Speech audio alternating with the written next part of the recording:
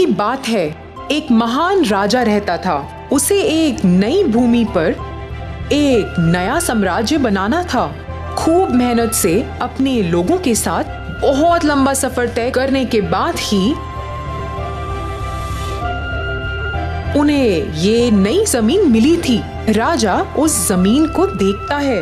वो जमीन उनके नए घर में तब्दील होने वाली थी और वो वहाँ एक आलीशान महल बनाना चाहता था। मेरे दोस्तों, हम यहाँ रहेंगे और अपना महल बनाना शुरू करेंगे। हमें फुर्ती और कुशलता के साथ यहाँ काम करना है। मेरे सिपाहियों का आदेश सुनो, ये तुम्हें दिशा दिखाएंगे। सभी लोग अपने रहने के लिए टेंट बनाने लग गए। राजा के सिपाहियों ने राजा के लिए टेंट लगाया जिसमें वो बैठ सके। फिर उसने अपने खास सिपाही को बुलाया। सिपाही, मुझे ये महल जल्दी बनाना है। हमें फुर्तीले कर्मचारी चाहिए। हमारी इस नई जमीन के पास पानी नहीं है। एक तालाब है मगर वो बहुत दूर है। मुझे कुम्हार की जरूरत है जो मिट्टी के घड़े बना सके। इन घड़ों में हम पानी रखेंगे। मेरे राजा, ये तो बहुत कठिन है और इस पूरे राज्य में बस एक ही कुम्हार है जो मिट्टी के घड़े बना सकता है।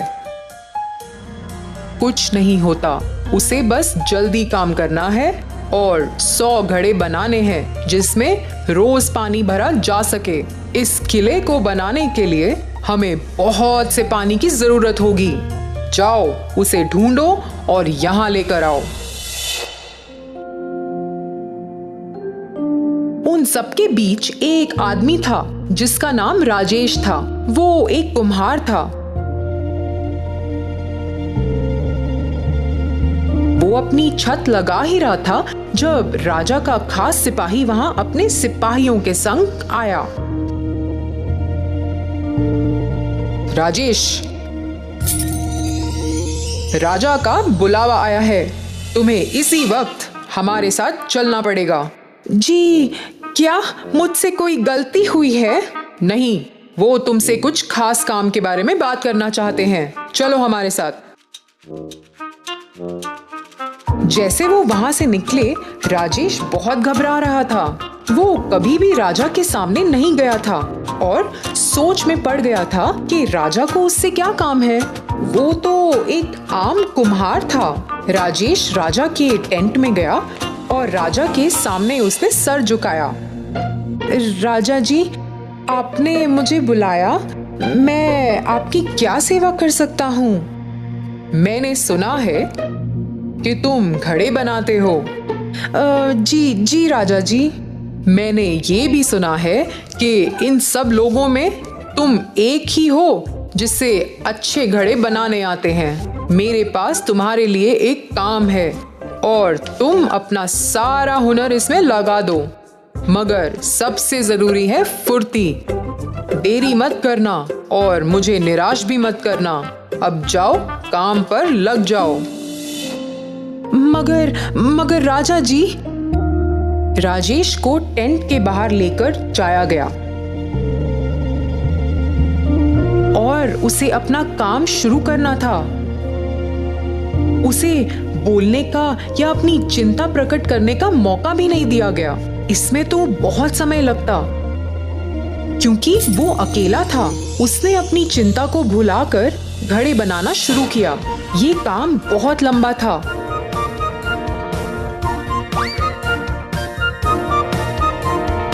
और बहुत समय भी लेता था। उसने बस 2 घड़े ही बनाए थे कि सूरज ढलने का समय हो गया और सब सोने को जाने लगे।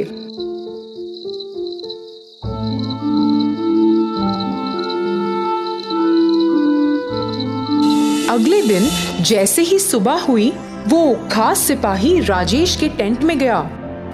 राजेश, जल्दी उठो।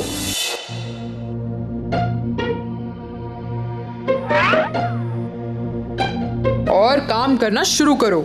हमें आज ही 100 घड़े चाहिए। कर्मचारियों को अपना काम शुरू करना है। मगर साहिब 100 घड़े।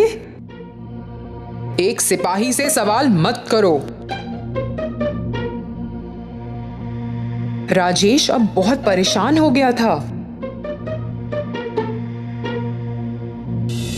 वो एक दिन में 100 घड़े नहीं बना सकता था। उसने जल्दी से चिकनी मिट्टी मिलाई और घड़े बनाने का काम शुरू किया। आधा दिन बीत गया था और कर्मचारी उसके पास आकर घड़े लेने लग गए। उसने मुश्किल से कुछ ही घड़े बनाए थे, पर वो सब उसने उनको दे दिए, जिसमें वो थोड़ा पानी तो ला सके। सिपाही ने राजेश को वो थोड़े से घड़े कर्मचारियों को देते देखा। अगर तुमने फुर्ती नहीं दिखाई तो तुम मुसीबत में पड़ जाओगे। राजा ने तुम्हें हुक्म दिया है और तुमने अगर इसका पालन नहीं किया तो मैं स्वयं तुम्हें राजा के पास लेकर जाऊंगा। राजेश काम कर ही रहा था और सिपाही के वहां से जाने के बाद राजेश इतना गुस्सा हो गया कि उसने लाठी से बनाए हुए सभी घड़ों को स्वयं तोड़ने लगा। मुझे इन घड़ों से नफरत है। मैं 100 के 100 घड़े तोड़ दूंगा। राजा पास ही की एक पहाड़ी पर खड़ा था। वो सभी लोगों को देख रहा था और सोच रहा था कि उसका नया किला कैसा होगा। एक ही चीज खराब थी कि पानी का ठिकाना वहां से बहुत दूर था और राजा इस बात से बहुत परेशान था। उसने गुस्से से अपने नौकर को बुलाया। उस कुम्हार का क्या हुआ? वो इतना धीरे क्यों काम कर रहा है? राजा जी, वो अकेला ही है जिससे घड़े बनाने आते हैं। वो अकेले ही 100 घड़े बनाने की कोशिश कर रहा है, जिससे अपने कर्मचारी किला बनाना शुरू करें। उसके बिना कुछ काम नहीं हो पाएगा। आपके कर्मचारी तो उस तालाब से पानी भी नहीं ला पाएंगे। वो सुबह नहा भी नहीं सकते, खाना बनाकर खा भी नहीं सकते।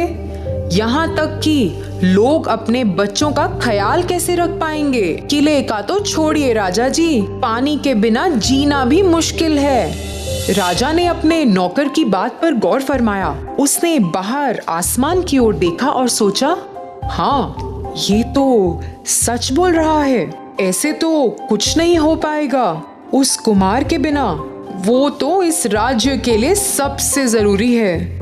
अगर उसने घड़े बनाना छोड़ दिया तो यहाँ सारा काम रुक जाएगा। देखो, तुम मुझे इसी वक्त उस कुम्हार के पास लेकर चलो। राजा उस कुम्हार के पास गया जो घड़े बना बना के पागल हो गया था। वो सभी घड़े बहुत कमजोर और सही आकार के भी नहीं थे, क्योंकि वो बहुत फुर्ती से बना रहा था। कुम्हार, अभी अपना सारा काम छोड़ो और यहाँ आओ। तुम्हारा नाम क्या है? राजेश जी, राजा जी, राजेश। मुझे पता चला कि तुम्हारा काम बहुत कठिन है। मुझे माफ कर दो, मेरे सिपाही तुम्हारे साथ बहुत कठोर थे। मैं जो भी इस राज्य के लिए बनाना चाहता हूँ, सब तुम पर निर्भर है, क्योंकि तभी पानी का इंतजाम हो पाएगा। राजा जी, मैंने बहुत कोशिश की, मगर अकेले मैं नहीं कर सकता। मैंने आपके सिपाहियों को समझाने की बहुत कोशिश की, मगर असफल हुआ। परेशान होकर तो मैंने स्वयं अपने घड़ों को तोड़ भी दिया था। क्या मैं कुछ बोल सकता हूँ? हाँ, कहो। मुझे 50 आदमी दीजिए, मैं उन्हें स्वयं घड़े बनाने सिखाऊंगा। आपका किला झट बन जाएगा और हमारे पास काफी पानी भी होगा। ये घड़े बनाना बहुत जरूरी है।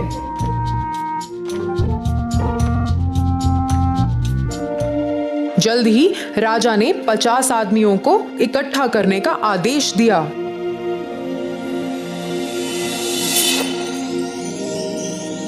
हफ्ते बीत गए और राजेश ने 100 घड़े उन 50 लोगों की सहायता से बना दिए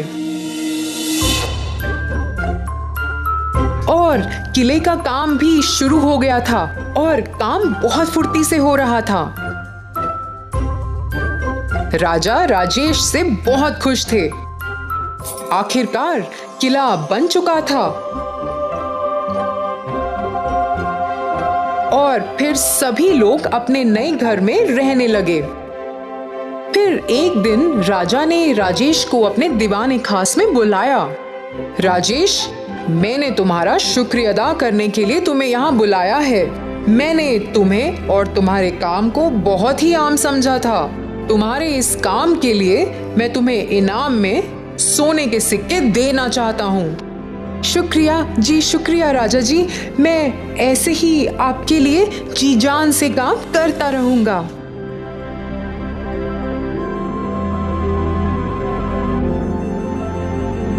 तो बच्चों, इस कहानी से हमें ये सीख मिलती है कि हमें हमेशा उन लोगों या चीजों को सबसे ज्यादा महत्व देना चाहिए जो हमारे लिए सबसे जरूरी है।